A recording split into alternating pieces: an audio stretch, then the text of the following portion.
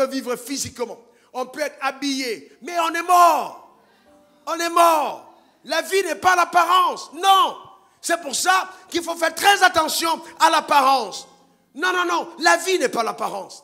La vie n'est pas ce que vous voyez.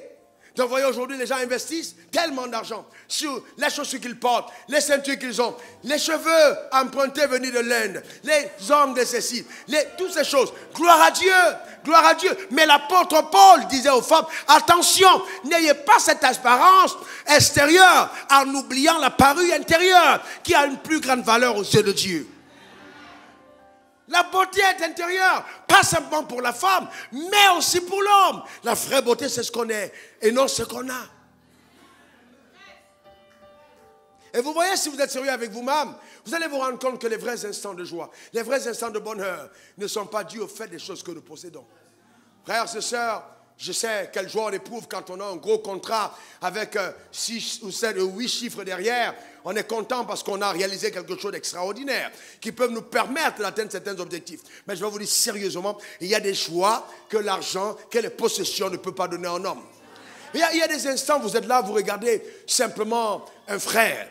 Vous voyez comment Dieu l'a changé. Vous sentez une joie profonde à l'intérieur de vous. Cette joie-là, personne, rien au monde ne peut vous la donner. Ou simplement dans sa présence, vous levez la main simplement. Vous êtes en train d'adorer et puis une larme coule. On vous dit, mais qu'est-ce qui se passe? Il y a quelque chose. Il y a une vie intérieure. Il y a une présence. Il y a un bonheur que personne et rien ne peut procurer. C'est ça la vie avec Dieu. C'est ce qui fait de nous des personnes. Voyez, et ça, ne permettez pas au diable de voler ça. C'est la chose la plus importante. La vie de Dieu en toi. La vie de Dieu.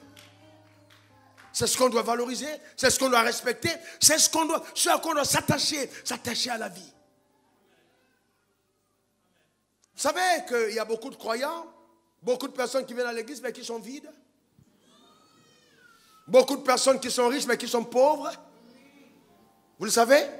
Oui, oui, beaucoup. Il y a quelque chose qui manque. C'est ingrédient dans la vie d'un homme. Tant que ce n'est pas présent, aucun homme sur terre ne peut être épanoui. Donc vous allez passer le temps à dire, oui, mais pourquoi cet homme-là, il faut qu'il fasse ci, il faut qu'il fasse ça. Non, vous ne pouvez pas changer un homme par les discours de la loi. Impossible. Vous ne pouvez pas changer un homme par les préceptes. Non. Vous ne pouvez pas changer un homme par la doctrine. Non. Vous changez un homme par la puissance de l'évangile. Vous changez un homme par Jésus-Christ. Dans le cœur. Vous pouvez réformer le système de pensée. Mais réformer ou réformater l'âme ne produira jamais la joie de la régénération de l'esprit. C'est pour ça que des grands penseurs, quand ils ont mis le système communiste, ont cru qu'ils allaient transformer une société. Et ils se sont rendus plus tard que tous les préceptes humains ont une limite. Il faut aller au concepteur. Il faut toucher à l'intérieur. Seule la vie divine est capable de le faire. Mais c'est terrible de voir donc des personnes qui ont des trésors dans le cœur, mais qui ne valorisent pas la richesse qu'elles ont. C'est ça la grande pauvreté. La pauvreté aussi est définie par le fait de ne pas reconnaître sa richesse. Il y en a beaucoup de gens qui sont riches, mais qui sont pauvres. Pauvres parce qu'elles ne valorisent pas ce qu'elles ont. Pauvres parce qu'elles apprécient. Oh, vous voyez, ce qui a moins de valeur. Elles valorisent ce qui ne mérite pas d'être valorisé. La vie intérieure, c'est la première chose. Regardez ce que la Bible dit dans Romains 3, verset 23. Tous ont péché et ont été privés de quoi? De la gloire de Dieu. La Bible n'a pas dit tous ont péché et ont été privés d'argent. Non. Frères et sœurs, on peut gagner l'argent sans Dieu. Oui, on peut se marier sans Dieu. Restons dans ce mariage. Amen. Non, tu n'as pas besoin d'onction pour te marier. On peut se marier sans onction. Mais attendez, les prostituées se marient. Les call girls se marient. Les filles maudites se marient. Ce n'est pas une affaire de... Les gens se marient. Les fumeurs de drogue, ils se marient.